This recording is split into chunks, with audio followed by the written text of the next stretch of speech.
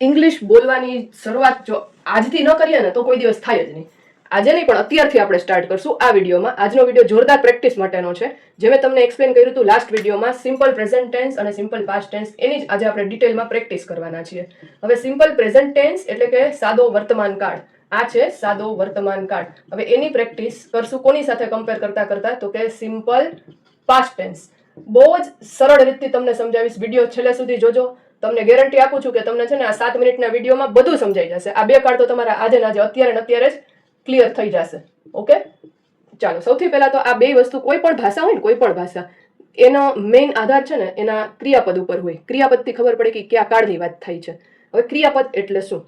ક્રિયાપદ એટલે કે કોઈ પણ કામ. જેમ કે હું અત્યારે અહીંયા લખું છું તો લખવું એક ક્રિયા થઈ.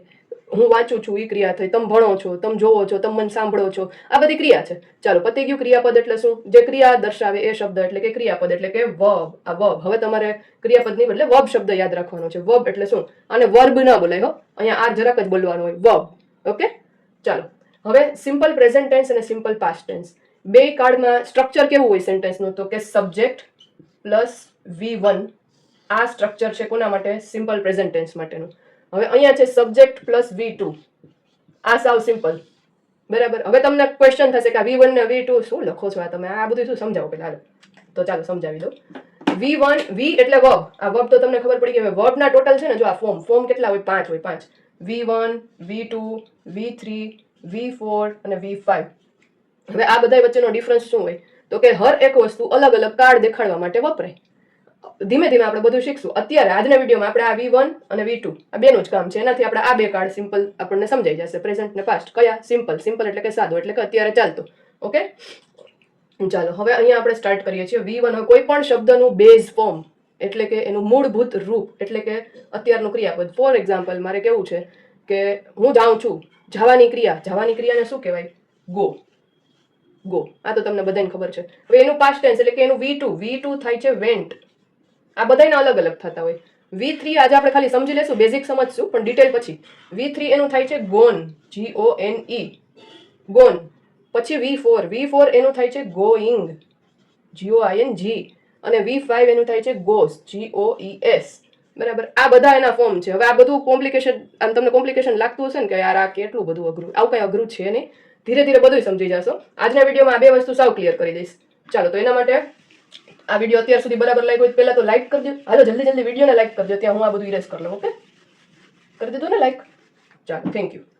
હવે આજે આપણે પ્રેક્ટિસ ચાલુ કરીએ છીએ. આ પ્રેક્ટિસમાં અત્યારે જ મારી સાથે બોલવાનું છે. જે કામ તમે કરતા હોય ને કરતા કરતા બોલજો ખરા.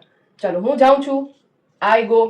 જો સ્ટ્રક્ચર યાદ રાખજો. અહીંયા સ્ટ્રક્ચર શું છે? S plus V1. I go. હું જાગું છું. આઈ વેક અપ.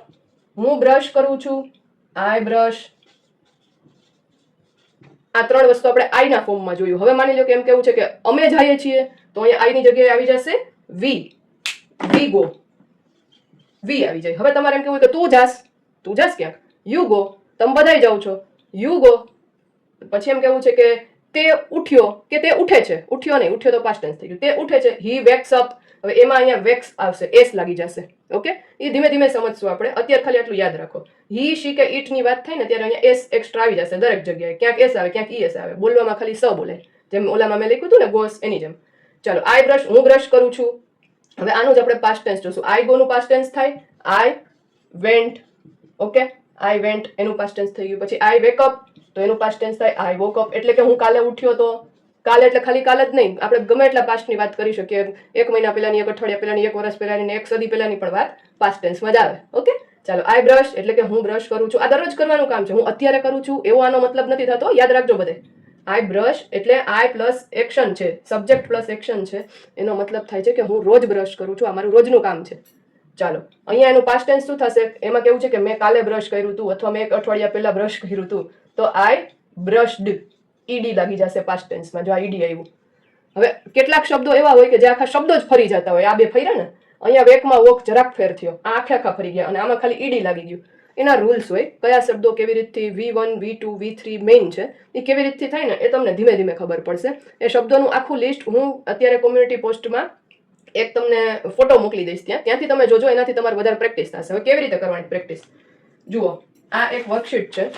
બરાબર, આ મારી બનાવેલી વર્કશીટ છે. અહીંયા લખ્યું છે જાગવું એટલે વેકઅપ. તો ચાલો એનું સિમ્પલ પ્રેઝન્ટ ટેન્સ બનાવવાનું છે. ખાલી આઈમાં જ આજે આપણે પ્રેક્ટિસ કરશું. આઈ વેકઅપ, આઈ વોક અપ. પછી બેઠા થવું એટલે કે જાગીને આપણે બેડ ઉપર એમ બેઠા થાય ને એને ગેટઅપ કહેવાય. ઊભા થઈ જાય ને ત્યાંથી get up. I get up, I got up. ગેટનું પાસ્ટ ટેન્સ ગોટ થાય. પછી દાંત સાફ કરવા એટલે કે બ્રશ કરવું. I brush, I brushed. નાવું એટલે કે બેથ. આઈ બેથ, આઈ બેથડ. અને જો આપણે એવું લખવું હોય કે આઈ ટેક બાથ તો એનું આઈ ટેક બાથ અને એનું આઈ ટુક બાથ એવું પણ થઈ શકે. પછી નાસ્તો કરવો કે ખાવું કંઈ પણ. આઈ ઈટ, આઈ એટ. ઈટનું પાસ્ટ ટેન્સ એટ થાય. અહીંયા આવશે આઈ ઈટ.